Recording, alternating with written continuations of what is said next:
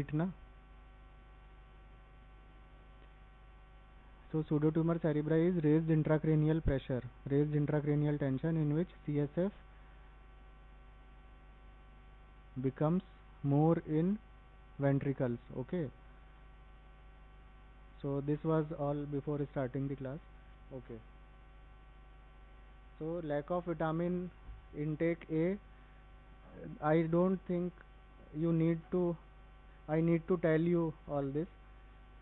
So lack of intake of vitamin A containing fruits and vegetables, milk and organ meats, it causes blindness, leading blindness. Okay. So vitamin A deficiency approaches is important. Nutrition, education, cultivation of vitamin A rich fruits and vegetables. You all know which foods contain vitamin A. You know ना, 7th 8th में ही पढ़ा है ये तो.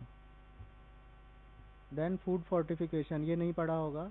Pharmaceuticals, high dose vitamin A capsule distribution to children under 5 years of age and nursing mothers every 6 months, low doses to pregnant women. PSM में पढ़ा रहे हैं fortification. ठीक है. So what do we fortify salt with? NaCl. Iodine ना. Okay. So similarly, in some countries, food is food is fortified with vitamin A also. Okay. Now this is important. You know all this classification ना ऑफ्थो में पढ़ा होगा.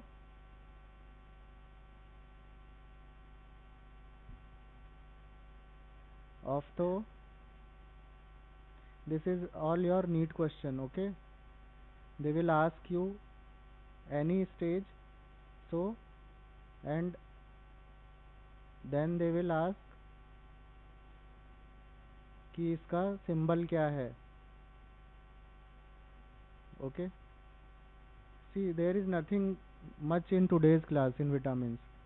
So what I am telling you is what is important for you. So night blindness, XN. What does N stand for? In XN, what N stands for? Night blindness na. You can remember N by night blindness. Then conjunctival xerosis 1A. So xerosis is what? What is xerosis?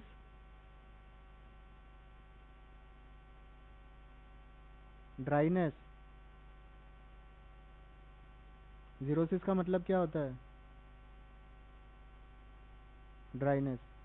So conjunctival dryness. Then Bitort's spot. Okay. So Bitort's spot will be on cornea or conjunctiva? Conjunctiva. Then corneal xerosis means corneal dryness. Then corneal ulceration or keratomalacia. Then if it is less than 1/3 or in second grade it is more than 1/3. Then corneal scar and xerophthalmic fundus.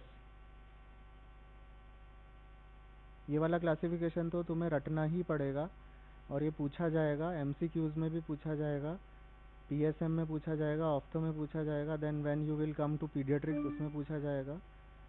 Medicine में हो सकता है ना पूछा जाए. तो इसमें आपका सीधा सीधा थ्योरी क्वेश्चन भी आ सकता है कि विटामिन ए डेफिशिएंसी का WHO क्लासिफिकेशन लिखना है, या फिर MCQ आ सकता है. Then this is keratomalacia. Okay, keratinization of cornea. Then this is Bitot spot. Is it visible? Can you see on nasal side? This is temporal side. Can you see on temporal side there is slight dryness and at the limbus? Can you see? So that is Bitot's spot.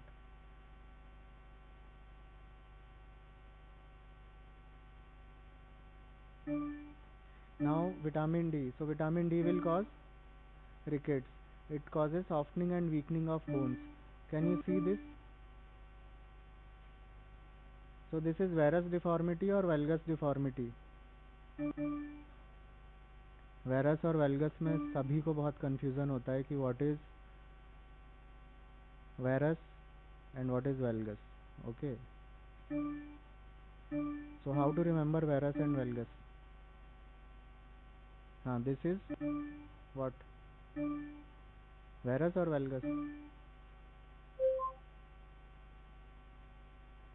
Always you will get confused in your exam जब भी MCQ आएगा सामने कि this is varus और this is virus.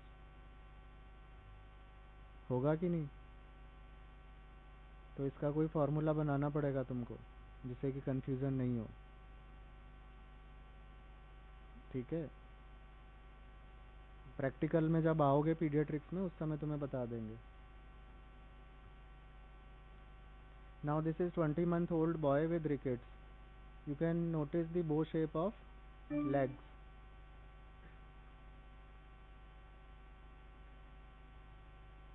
Then vitamin K is also, vitamin K is what? Fat soluble vitamin. Vitamin K is required for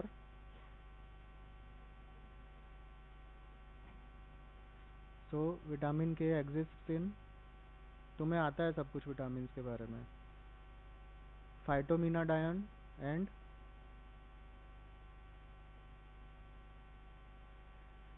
see there are two forms of vitamin K, one is fat soluble and one is water soluble. So within the body it is always fat soluble. Okay, now if the patient is of chronic liver disease, so bile formation will be low. In that case, if you give oral vitamin K fat soluble, it will not be absorbed from intestine, it will pass as it is in stools. So in that condition we give water soluble vitamin K. Okay, deficiency is hypoprothrombemia, decreased synthesis of coagulation factors. Source is spinach, cabbage, you all know, peas, tomatoes, soybean and liver. Then we are coming to vitamin E. अपने आप पढ़ लेना, vitamin E का only dose पूछी जाती है. What is the dose? That is 400 international unit per day, recommended, that is RDA. Then water soluble is thiamine. Thiamine, vitamin B1, it is labile to hute, and during deficiency utilization of pyruvic acid is decreased. This combination doesn't match mic and okay. So pyruvic acid and lactic acid accumulate in tissues. Glycolysis पढ़ा है? Glycolysis में कहीं पे था thiamine B1 as a acting as a cofactor. So this is again your NEET question. Okay, what you are seeing in slides is just for reading. जो मैं बोल रहा हूँ वो सुनो, समझना है उसको. ग्लाइकोलाइसिस पढ़ा है ना? ग्लाइकोलाइसिस में एंड में क्या बनता है? Pyruvic acid. पायरुविक एसिड फिर अगर एनारोबिक रेस्पिरेशन में आगे जाता है तो क्या होता है? Lactic acid. सो इस वाली के लिए अगर कोफैक्टर क्या होता है? These all are your NEET questions जो कि बायोकेमिस्ट्री में आएंगे तुम्हारे. B1 acts as a cofactor. तो B1 की डेफिशिएंसी होगी तो पायरुविक एसिड का यूटिलाइजेशन कम हो जाएगा. जब पायरुविक एसिड का यूटिलाइजेशन कम हो जाएगा तो पायरुविक एसिड और लैक्टिक एसिड एक्यूमुलेट होंगे. आया समझ में? ये तुम्हारे स्टैंडर्ड का नहीं है अभी MBBS में कि तुम ये रट रहे हो कि थायमिन इज B1 से ये होता है. This is not the thing. ये तुम कर लोगे. ठीक है, समझने वाली चीज़ है जो मैं समझा रहा हूँ. ग्लाइकोलाइसिस याद है किसी को? बोल सकता है कोई? Glucose to glucose 6 phosphate to glucose 1,6 bis phosphate. हाँ, आगे का पूरा. देन देयर इज बाइफर्केशन, और बाइफर्केशन में एंड में pyruvic acid and lactic acid. So उनके यूटिलाइजेशन के लिए what is required? thiamine. Okay, B1. If there is deficiency of B1, there will be accumulation of pyruvic acid and lactic acid. Lactic acid का accumulation होगा तो क्या होगा body में? Lactic acidosis होगा, ठीक है। लैक्टिक एसिडोसिस होगा तो क्या होगा, पीएच डाउन आ जाएगी ब्लड की, ठीक है। Then dry beriberi and wet beriberi. ये dry beriberi, wet beriberi तुम बचपन से पढ़ते आ रहे हो ना, बचपन से पढ़ते हुए। अब क्या बुढ़े हो गए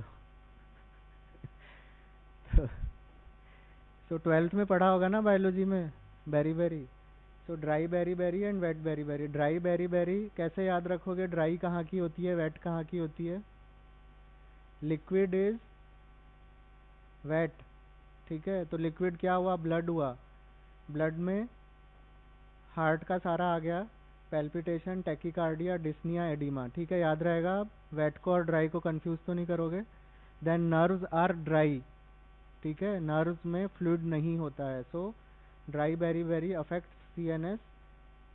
when it will affect CNS, what it will cause, irritability, emotional disturbance, polyneuritis, calf muscle tenderness, then sluggish tendon reflexes and constipation also। बस इतना याद रख लेना काफ़ी है। देन राइबोफ्लेविन B2, इसमें सब कुछ रटने का है, glossitis, cheilosis, keratitis, photophobia, and then watering of eyes.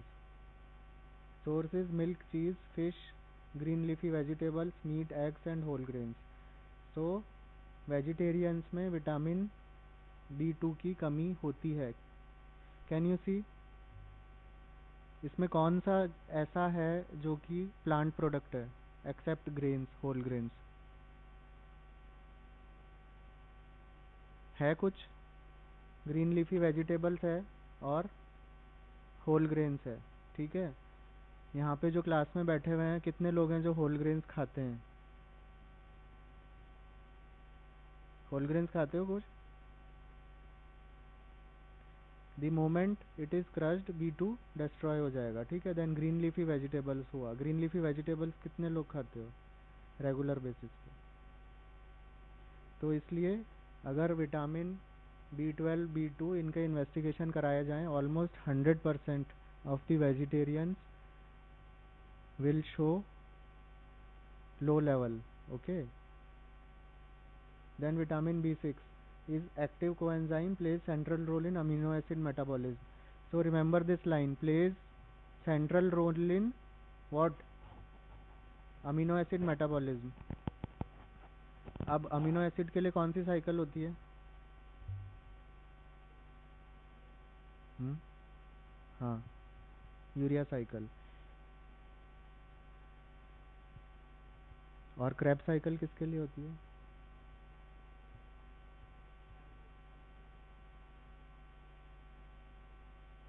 तो यूरिया साइकिल पढ़ाई है बायोकेमिस्ट्री में, okay. So again this is your NEET question, vitamin B6 acts as a plays a central role in amino acid metabolism and dietary deficiency B6 की rare होती है। It may be due to inborn error of metabolism and prolonged use of isoniazid। So this is again your NEET question, in isoniazid what do you give as supplement, pyridoxine, okay। So इसका treatment कितने महीने चलता है TB का, 6 months. तो 6 months में तो B6 की अच्छी तरह से डेफिशिएंसी हो जाएगी, ठीक है। तो इसलिए स्टार्टिंग से ही जो एंटी ट्यूबरकुलर ड्रग्स हैं उनके साथ B6 फार्मा में पढ़ाया होगा ना, ठीक है। Then sources liver, meat, fish, cereals and legumes. Folic acid, synthesis of DNA, deficiency causes impaired DNA synthesis and deficiency in pre-conceptional, this is wrong spelling, women causes neural tube defects in baby।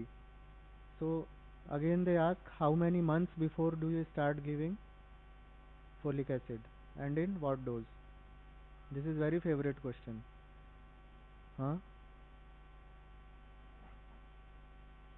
कुछ भी gas करो, how many months before the conception,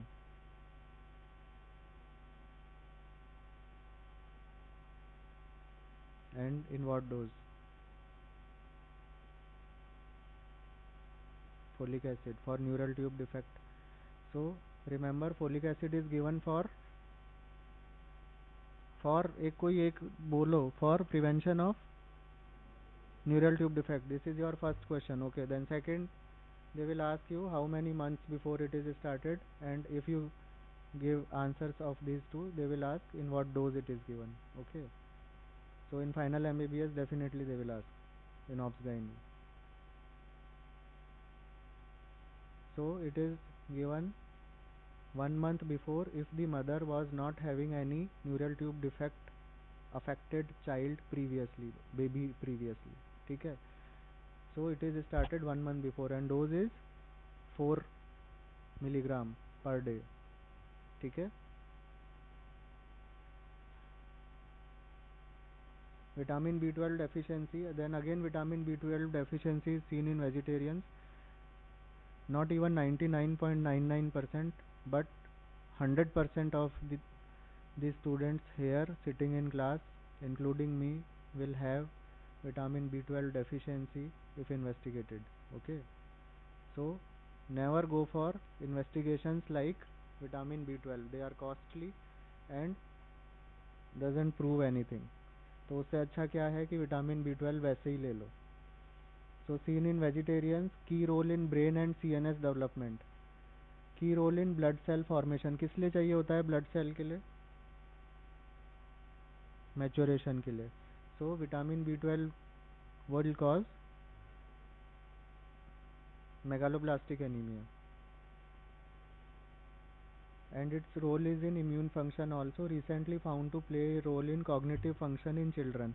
What is cognitive function? Intelligence. Then low breast milk B12 is of risk to an infant. तो जो breast feeding mother's है उनको vitamin B12 के supplements दे देने चाहिए. So I am combining clinical with your theory. So what we teach you, nothing is कि फालतू है ये. तो A square plus B square काम आ रहा है क्या अभी किसी को? नहीं आ रहा ना, मुझे भी नहीं आ रहा. ट्रिग्नोमेट्री काम आ रही है किसी के? नहीं आ रही. केवल फिजिक्स का जो रेज वाला चैप्टर होता था वो काम आता है मेडिकल में, ऑफ्थो में. ठीक है, उसके अलावा कुछ भी काम नहीं आता. तो इसलिए अब जो क्लासेस लेते हैं ना वो दैट इज़ कि आपके सब कुछ काम में आए. लो ब्रेस्ट मिल्क B12 इज, तो सबको now why this line is important कि जब तुम इंटर्नशिप में जाओगे, अगर करते हो इंटर्नशिप तो, अदरवाइज तो आजकल कोई करता ही नहीं है इंटर्नशिप. पीजी में जाओगे देन यू शुड रिमेंबर कि अगर प्रेग्नेंट वुमेन अगर ब्रेस्ट फीडिंग है तो उसको आपको B12 का सप्लीमेंट देना है. Then promote animal source foods in diet, milk or meat, but that is not possible in India. Then vitamin C will cause scurvy. Age is 6 months to 2 years. So now what will be the confusion? Confusion will be in between scurvy and rickets. You will always get confused in between scurvy and rickets. कैसे बताते हैं अभी? Now see, the scurvy is gradual onset, irritability, generalized tenderness, excruciating pain, and recent examination. Frog-like position of legs due to pain. So what is confusion here? This is frog-like position of legs due to pain and spongy swelling gums. X-ray knee is characteristic. There is white line, pencil line, cortex, and zone of degeneration. So X-ray of knee joint of this will be different and rickets will be different. Rickets में क्या देखा था? Varus and valgus. Hello. हाँ, देखो अभी endoscopy 10:30 बजे होगी, तब तक आपको इसको नहीं देना है कुछ भी. अगर आपने पानी पिला दिया तो फिर मैं नहीं कर पाऊँगा. पीएसी हो गई. आपके साथ में जो रेजिडेंट डॉक्टर हैं उनसे बात कराइए. आप वार्ड में आ जाओ वापस. ठीक.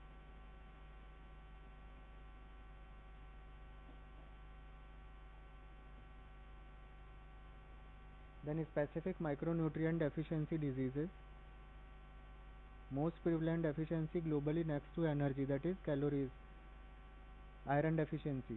Okay, so iron deficiency कुछ पढ़ाने की ज़रूरत है इसमें? आयरन डेफिशिएंसी से कौन सा एनीमिया होगा? Microcytic hypochromic.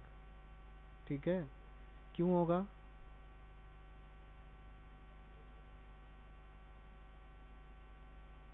क्यों होगा? ये तो 12th का स्टूडेंट भी बता देगा कि होगा, और माइक्रोसाइटिक हाइपोक्रोमिक होगा. क्यों होगा? हीमोग्लोबिन किससे बनता है? तो जब आयरन डेफिशिएंट है तो माइक्रोसाइटिक हाइपोक्रोमिक का मतलब क्या है? हाँ हाँ. So colour of RBC is because of haemoglobin, red colour. तो हीमोग्लोबिन कम होगा क्योंकि आयरन कम होगा तो हाइपोक्रोमिक हो गया. और हीमोग्लोबिन अंदर कंटेंट कम है. न्यूक्लियस होता है कि नहीं आरबीसी में? नहीं होता. तो न्यूक्लियस नहीं है तो वैसे ही उसकी साइज कम है, और हीमोग्लोबिन भी कम है तो अपने आप माइक्रोसाइटिक हो जाएगा. ठीक है, ये मैं क्यों बताता हूँ रीज़न हर एक चीज़ के, क्योंकि जब तुम पीजी में आओगे तुमसे पूछे जाएंगी ये सारी चीज़ें, और उस समय कोई बताएगा नहीं तुमको. Poor work capacity and performance. Why? Because there is anaemia, impaired immune function, anemia mild to severe with poor oxygenation of tissues and late manifestation. Neurotransmitters may be impaired. Now the thing is, can anybody tell me, if hemoglobin is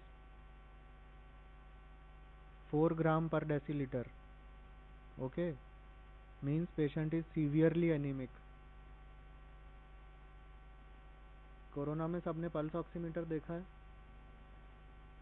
आपने pulse oximeter लगाया, saturation उसका, जो मैं ये concept बता रहा हूँ इसको समझ लेना अच्छी तरह से, नहीं तो पूरी ज़िंदगी समझ में नहीं आएगा और कोई बताएगा नहीं. पेशेंट है आपके पास में, उसका हीमोग्लोबिन है कितना? 4 ग्राम. अब आपने लगाया पल्स ऑक्सीमीटर, उसका सैचुरेशन आ रहा है 99%. ठीक है, पर फिर भी उसको टैकिप्निया हो रहा है. टैकिप्निया मतलब इंक्रीज रेस्पिरेटरी रेट. क्यों हो रहा है? सैचुरेशन तो 99% है. क्योंकि हीमोग्लोबिन खुद ही लो है ब्लड में. ठीक है, तो इस चीज़ को समझ लेना अच्छी तरह से. जब आप पल्स ऑक्सीमीटर में देखते हो कि 99% या 100% आ रहा है saturation, and if still the patient is tachypneic, तो फर्स्ट इंडिकेशन इज कि मतलब पेशेंट हो सकता है एनीमिक हो. मीन्स द ट्रक इज, जो हीमोग्लोबिन जो आरबीसी हैं वो आरबीसी ही कम है, हीमोग्लोबिन ही नहीं है. जितने हैं वो पूरे सैचुरेटेड हैं. Number of trucks are fully loaded showing you 99% oxygen saturation, but the number of truck itself is low. Number of truck जो 1000 होने चाहिए वो केवल 10 ही हैं. तो पल्स ऑक्सीमीटर क्या देखता है? Oxygen saturation. ठीक है, ऑक्सीजन सैचुरेशन आरबीसी में. आरबीसी में क्या ऑक्सीजन सैचुरेशन की हीमोग्लोबिन कितना सैचुरेटेड है उसमें, पर हीमोग्लोबिन खुद ही कम है तो क्या होगा. ठीक है, तो ये समझ में आ गई सबको बात? नहीं आई हो तो प्रैक्टिकल में पूछ लेना मेरे से वापस. ठीक है, this is important. Iron therapy in anaemic populations, that is young children and pregnancy, eliminate hookworm and other parasites. पेट में कीड़ों से कभी भी पेट में दर्द नहीं होता है. ठीक है, ये मिसकंसेप्शन है सारी मेडिकल फैटर्निटी में. पेट में कीड़ों से पेट में दर्द नहीं होता है. क्यों नहीं होता है? Because intestinal mucosa is insensitive to pain. तुम्हें पता लगता है क्या अंदर कि अमरूद के बीज फ्रिक्शन कर रहे हैं या अनार के बीज फ्रिक्शन कर रहे हैं म्यूकोजा में? नहीं फील होता ना, तो फिर कीड़ों का कैसे महसूस होगा? ठीक है, मैं ये जो चीज़ें बता रहा हूँ तुम्हारे अभी एमबीबीएस के हिसाब से हो सकता है तुम्हें लगे इरिलेवेंट है, पर ये तुम्हें बताएगा नहीं कोई भी और टिल योर इंटर्नशिप. जो पढ़ने की चीज़ है वो तुम इसमें से पढ़ लोगे. You all have enough IQ to memorise this vitamin.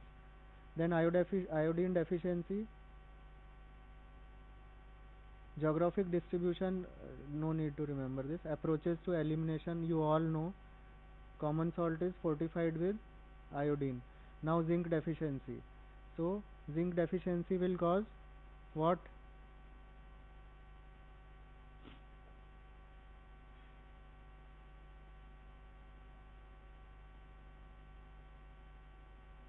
There is zinc deficiency dermatitis. Okay.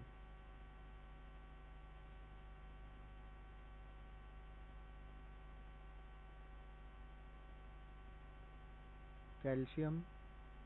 Okay, selenium okay, copper okay. किसी के पास पेन ड्राइव है? नहीं है। Manganese, chromium, cobalt, toxic trace elements, fluorine. Now the question asked in fluorine is only the limit of fluoride in water. So fluoride content here in Sitapura is, hostel में कौन कौन रहता है यहाँ पे? Fluoride content is very high. So why this is Sitapura is institutional and industrial area? Why it is not agriculture area? Fluoride level is very high. It prevents dental caries and excess will cause toxicity, mottling of teeth, fluorosis, radiculopathy, myelopathy, peripheral neuropathy. So remember what is the highest limit and what excess will cause. Okay. Then safe range is 1.5 to 4 milligram per day. Then toxic trace elements, lead. So lead will cause which anemia? Microcytic hypochromic. Then this is again your NEET question, you know ना, पढ़ा दिया होगा सबने, ठीक है। Then tox, we studied all these 11 years back, 12 years. तो उस समय भी जो बेसिक क्वेश्चंस थे हमारे, उस समय नीट नहीं होता था, प्री पीजी होता था। तो प्री पीजी के जो थे बेसिक क्वेश्चंस आज भी वही हैं, ठीक है। Cereals are main source. Then toxic effects, plumbism. So previously होता था प्लम्बिज्म, आजकल देखने को नहीं मिलता है। CNS, lead, encephalopathy, blood will cause, in blood it will cause microcytic hypochromic anemia and basophilic stippling. Most important here is what?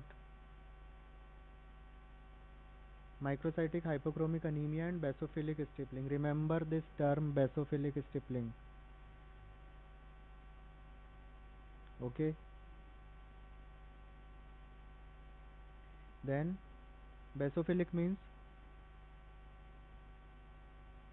किसी को पता है basophilic का मतलब? Baso means, philic means,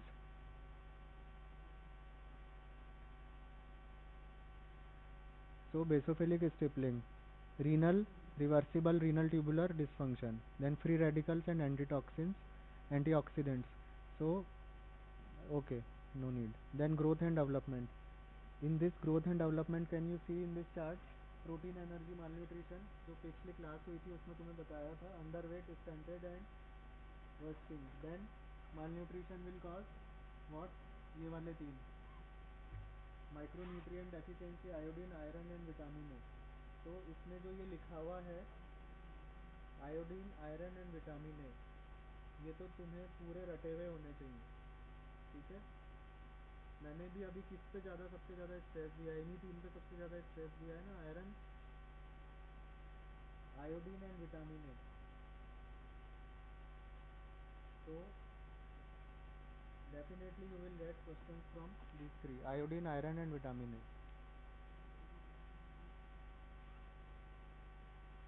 Now these are RDAs, no need to remember. Now attendance.